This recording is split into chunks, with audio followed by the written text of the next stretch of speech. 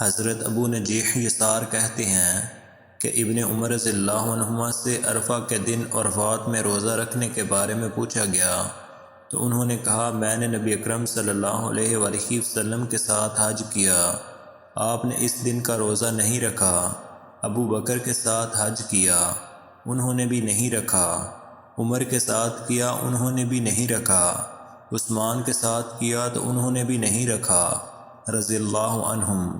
میں بھی اس دن وہاں عرفات میں روزہ نہیں رکھتا ہوں، البتہ نہ تو میں اس کا حکم دیتا ہوں اور نہ ہی اس سے روکتا ہوں۔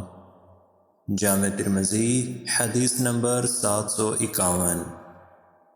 حضرت ابو قتادہ رضی اللہ عنہ کہتے ہیں کہ نبی اکرم صلی اللہ علیہ وآلہ وسلم نے فرمایا، میں اللہ سے امید رکھتا ہوں کہ عاشوراء کے دن کا روزہ 1 سال پہلے کے گناہ مٹا دے گا۔ جامع ترمذی حدیث نمبر 752۔ ام المومنین عائشہ رضی اللہ عنہا کہتی ہیں کہ عاشوراء ایک ایسا دن تھا کہ جس میں قریش زمانہ جاہلیت میں روزہ رکھتے تھے، اور رسول اللہ صلی اللہ علیہ وآلہ وسلم بھی اس دن روزہ رکھتے تھے۔ جب آپ مدینہ آئے تو اس دن آپ نے روزہ رکھا اور لوگوں کو بھی اس دن روزہ رکھنے کا حکم دیا، لیکن جب رمضان کے روزے فرض کیے گئے تو صرف رمضان ہی کے روزے فرض رہے اور آپ نے عاشوراء کا روزہ ترک کر دیا، تو جو چاہے اس دن روزہ رکھے اور جو چاہے نہ رکھے۔ جامع ترمذی حدیث نمبر 753۔ حضرت حکم بن عارج کہتے ہیں کہ میں ابن عباس کے پاس پہنچا، وہ زمزم پر اپنی چادر کا تکیہ لگائے ہوئے تھے۔ میں نے پوچھا، مجھے یوم عاشوراء کے بارے میں بتائیے کہ وہ کون سا دن ہے جس میں میں روزہ رکھوں؟ انہوں نے کہا، جب تم محرم کا چاند دیکھو تو دن گنو اور 9ویں تاریخ کو روزہ رکھ کر صبح کرو۔ میں نے پوچھا، کیا اس طرح سے محمد صلی اللہ علیہ وآلہ وسلم رکھتے تھے؟ کہا، ہاں اسی طرح رکھتے تھے۔ جامع ترمذی حدیث نمبر 754۔ حضرت عبداللہ بن عباس رضی اللہ عنہما کہتے ہیں کہ رسول اللہ صلی اللہ علیہ وآلہ وسلم نے 10ویں تاریخ کو عاشوراء کا روزہ رکھنے کا حکم دیا۔ جامع ترمذی حدیث نمبر 755۔ ام المومنین عائشہ رضی اللہ عنہا کہتی ہیں کہ میں نے نبی اکرم صلی اللہ علیہ وآلہ وسلم کو ذی الحجہ کے 10 دنوں میں روزہ رکھتے کبھی نہیں دیکھا۔ جامع ترمذی حدیث نمبر 756۔ حضرت عبداللہ بن عباس رضی اللہ عنہما کہتے ہیں کہ رسول اللہ صلی اللہ علیہ وآلہ وسلم نے فرمایا، ذی الحجہ کے 10 دنوں کے مقابلے میں دوسرے کوئی ایام ایسے نہیں جن میں نیک عمل اللہ کو ان دنوں سے زیادہ محبوب ہوں۔ لوگوں نے عرض کیا، اللہ کے رسول، اللہ کی راہ میں جہاد کرنا بھی نہیں؟ آپ صلی اللہ علیہ وآلہ وسلم نے فرمایا، اللہ کی راہ میں جہاد کرنا بھی نہیں، سوائے اس مجاہد کے جو اپنی جان اور مال دونوں لے کر اللہ کی راہ میں نکلا، پھر کسی چیز کے ساتھ واپس نہیں آیا۔ جامع ترمذی حدیث نمبر 757۔ حضرت ابو ایوب انصاری رضی اللہ عنہ کہتے ہیں کہ نبی اکرم صلی اللہ علیہ وآلہ وسلم نے فرمایا، جس نے رمضان کے روزے رکھے پھر اس کے بعد شوال کے 6 نفلی روزے رکھے تو یہی صوم الدہر ہے۔ جامع ترمذی حدیث نمبر 759۔ حضرت ابو ہریرہ رضی اللہ عنہ کہتے ہیں کہ نبی اکرم صلی اللہ علیہ وآلہ وسلم نے مجھ سے 3 باتوں کا عہد لیا، میں وتر پڑے بغیر نہ سوؤں، ہر ماہ 3 دن کے روزے رکھوں اور چاشت کی نماز یعنی صلاۃ الضحیٰ پڑھا کروں۔ جامع ترمذی حدیث نمبر 760۔ حضرت ابو ذر رضی اللہ عنہ کہتے ہیں کہ رسول اللہ صلی اللہ علیہ وآلہ وسلم نے فرمایا، ابو ذر، جب تم ہر ماہ کے 3 دن کے روزے رکھو تو 13ویں، 14ویں اور 15ویں تاریخ کو رکھو۔ جامع ترمذی حدیث نمبر 761۔ حضرت ابو ذر رضی اللہ عنہ کہتے ہیں کہ رسول اللہ صلی اللہ علیہ وآلہ وسلم نے فرمایا، جس نے ہر ماہ 3 دن کے روزے رکھے تو یہی صیام الدہر ہے۔ اس کی تصدیق اللہ تعالیٰ نے اپنی کتاب میں نازل فرمائی۔ ارشاد باری ہے، من جاء بالحسنۃ فلہ عشر امثالها، سورۃ الانعام آیت نمبر 160۔ جس نے ایک نیکی کی تو اسے کم سے کم اس کا 10 گنا اجر ملے گا، گویا ایک دن یعنی کم سے کم 10 دن کے برابر ہے۔ جامع ترمذی حدیث نمبر 762۔ حضرت معاذہ کہتے ہیں کہ میں نے عائشہ رضی اللہ عنہا سے پوچھا کہ یا رسول اللہ صلی اللہ علیہ وآلہ وسلم ہر ماہ 3 روزے رکھتے تھے؟ تو انہوں نے کہا ہاں رکھتے تھے۔ میں نے کہا کون سی تاریخوں میں رکھتے تھے؟ کہا آپ اس بات کی پرواہ نہیں کرتے تھے کہ کون سی تاریخ ہے۔ جامع ترمذی حدیث نمبر 763۔ حضرت ابو ہریرہ رضی اللہ عنہ کہتے ہیں کہ رسول اللہ صلی اللہ علیہ وآلہ وسلم نے فرمایا، تمہارا رب فرماتا ہے ہر نیکی کا بدلہ 10 گنا سے لے کر 700 گنا تک ہے، اور روزہ میرے لیے ہے اور میں ہی اس کا بدلہ دوں گا۔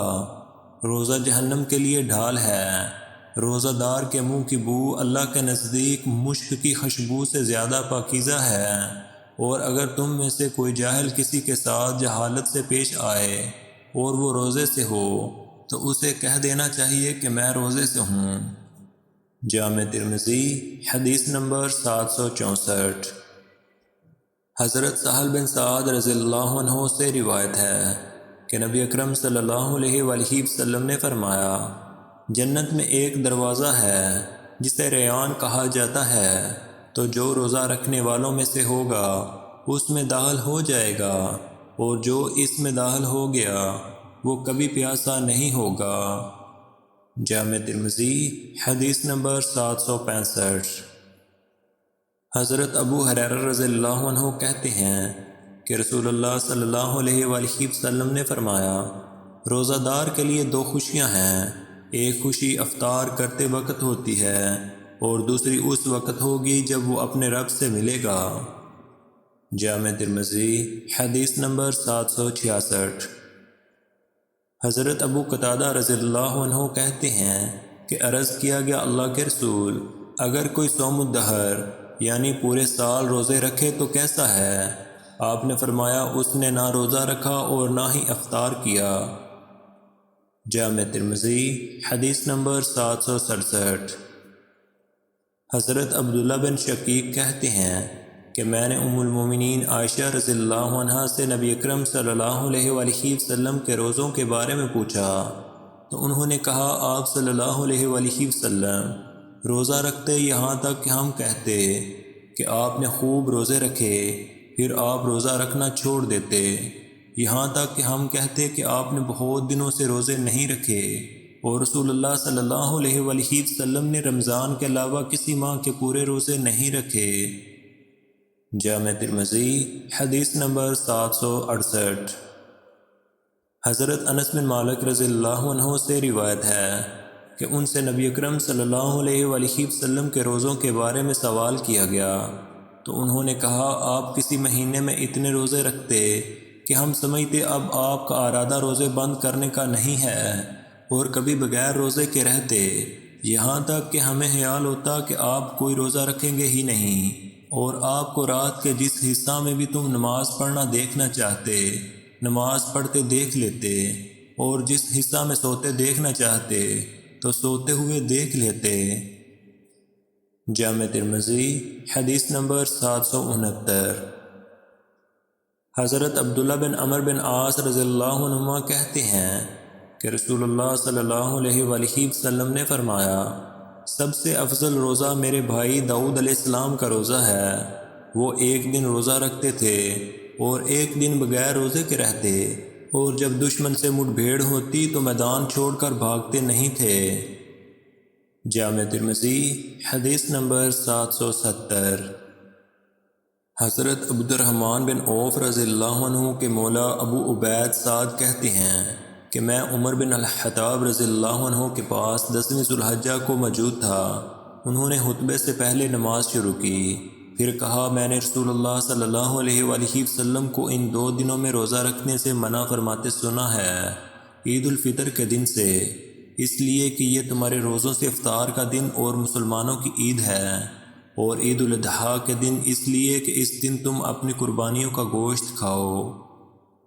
جامع ترمذی حدیث نمبر 771۔ حضرت ابو سعید خدری رضی اللہ عنہ کہتے ہیں کہ رسول اللہ صلی اللہ علیہ وآلہ وسلم نے 2 روزوں سے منع فرمایا، یوم الاضحیٰ یعنی بقرہ عید کے روزے سے، اور یوم الفطر یعنی عید کے روزے سے۔ جامع ترمذی حدیث نمبر 772۔ حضرت عقبہ بن عامر رضی اللہ عنہ کہتے ہیں کہ رسول اللہ صلی اللہ علیہ وآلہ وسلم نے فرمایا، یوم عرفہ، یوم النحر اور ایام تشریق ہماری یعنی اہل اسلام کی عید کے دن ہیں، اور یہ کھانے پینے کے دن ہیں۔ جامع ترمذی حدیث نمبر 773۔ حضرت رفاع بن حدیج رضی اللہ عنہ سے روایت ہے کہ نبی اکرم صلی اللہ علیہ وآلہ وسلم نے فرمایا، سینگی یعنی پچنا لگانے اور لگوانے والے دونوں کا روزہ نہیں رہا۔ جامع ترمذی حدیث نمبر 774۔ حضرت عبداللہ بن عباس رضی اللہ عنہما کہتے ہیں کہ رسول اللہ صلی اللہ علیہ وآلہ وسلم نے پچنا لگوایا، آپ محرم تھے اور روزہ سے تھے۔ جامع ترمذی حدیث نمبر 775۔ حضرت عبداللہ بن عباس رضی اللہ عنہما کہتے ہیں کہ نبی اکرم صلی اللہ علیہ وآلہ وسلم نے پچنا لگوایا، آپ روزے سے تھے۔ جامع ترمذی حدیث نمبر 776۔ حضرت انس رضی اللہ عنہ کہتے ہیں کہ رسول اللہ صلی اللہ علیہ وآلہ وسلم نے فرمایا، صوم وصال مت رکھو۔ لوگوں نے عرض کیا، آپ تو رکھتے ہیں اللہ کے رسول؟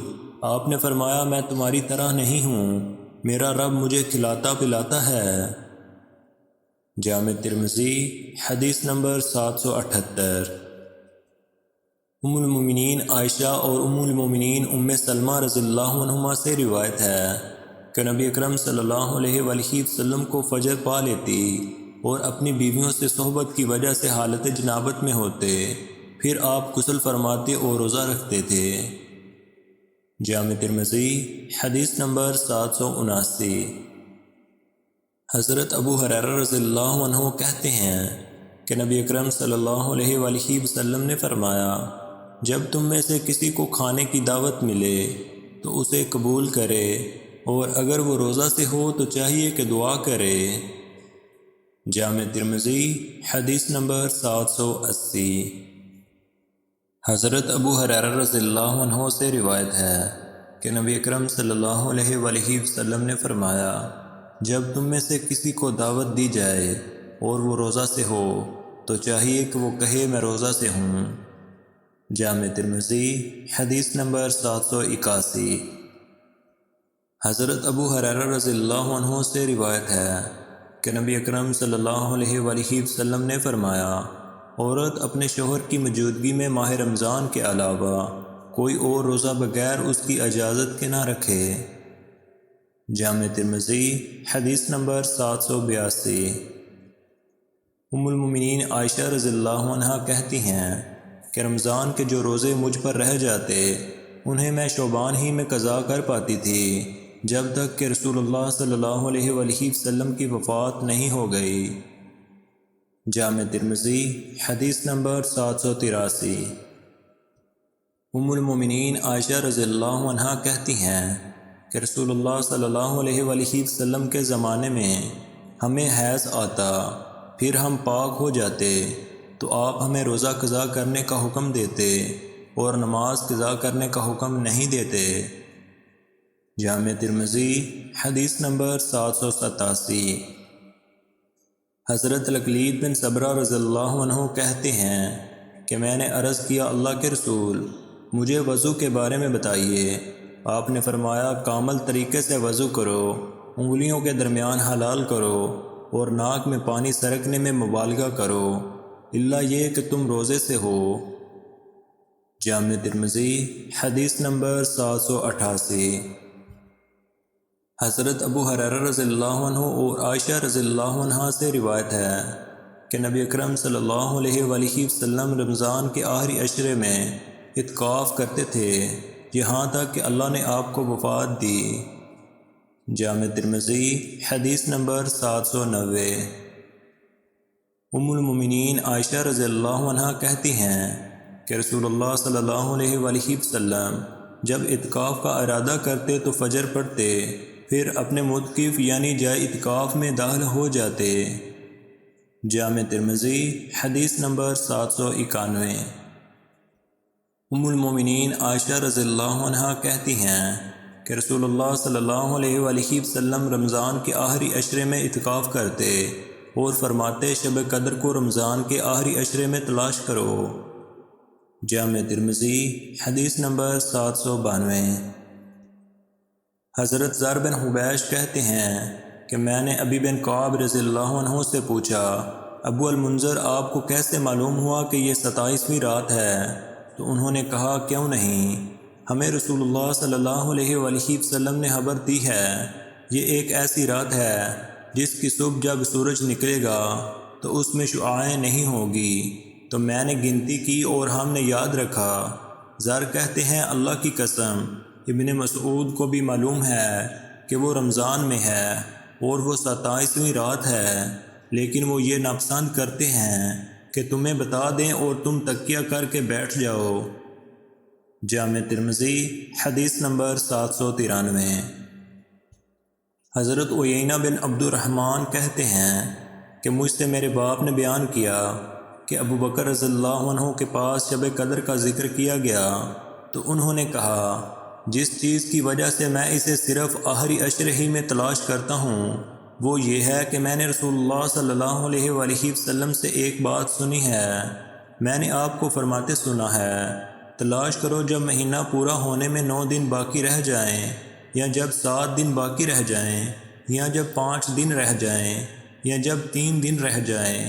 ابو بکر رضی اللہ عنہ رمضان کے 20 دن نماز پڑھتے تھے جیسے پورے سال پڑھتے تھے، لیکن جب آخری عشرہ آتا تو عبادت میں خوب محنت کرتے۔ جامع ترمذی حدیث نمبر 794۔ حضرت علی رضی اللہ عنہ کہتے ہیں کہ نبی اکرم صلی اللہ علیہ وآلہ وسلم رمضان کے آخری عشرے میں اپنے گھر والوں کو جگاتے تھے۔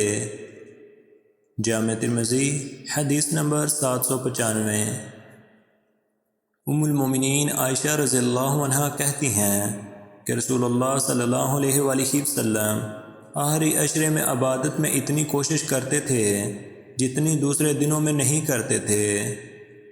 جامع ترمذی حدیث نمبر 796۔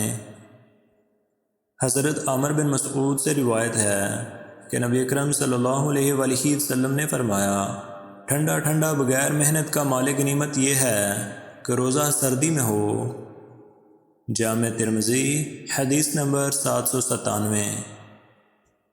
حضرت سلمہ بن الاکوع رضی اللہ عنہ کہتے ہیں کہ جب آیت کریمہ وَعَلَى الَّذِينَ يُطِيقُونَهُ فِدْيَةٌ طَعَامُ مِسْكِينٍ اور ان لوگوں پر جو روزے کی طاقت رکھتے ہیں ایک مسکین کو کھانا کھلانے کا فدیہ ہے، سورہ بقرہ آیت 184 اتری تو ہم میں سے جو چاہتا کہ روزہ نہ رکھے وہ فدیہ دے دیتا، یہاں تک کہ اس کے بعد والی آیت نازل ہوئی اور اس نے اسے منسوخ کر دیا۔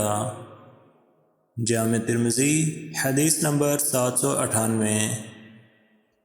حضرت محمد بن کعب کہتے ہیں کہ میں رمضان میں انس بن مالک رضی اللہ عنہ کے پاس آیا، وہ سفر کا ارادہ کر رہے تھے، ان کی سواری پر کجاوا کسا جا چکا تھا اور وہ سفر کے کپڑے پہن چکے تھے، انہوں نے کھانا منگایا اور کھایا، میں نے ان سے پوچھا یہ سنت ہے؟ کہا ہاں سنت ہے، پھر وہ سوار ہوئے۔ جامع ترمذی حدیث نمبر 799۔ اس سند سے بھی محمد بن کعب سے روایت ہے کہ میں رمضان میں انس بن مالک رضی اللہ عنہ کے پاس آیا، پھر انہوں نے اسی طرح ذکر کیا۔ جامع ترمذی حدیث نمبر 800۔